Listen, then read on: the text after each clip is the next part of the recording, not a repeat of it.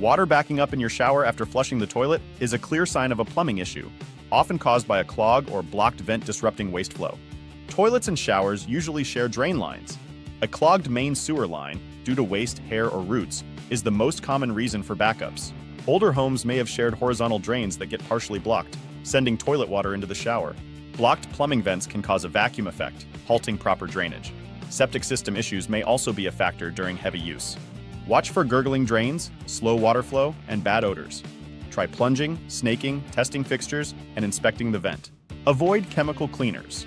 If problems persist, contact a professional plumber in Dallas, Texas to resolve the issue and prevent further damage.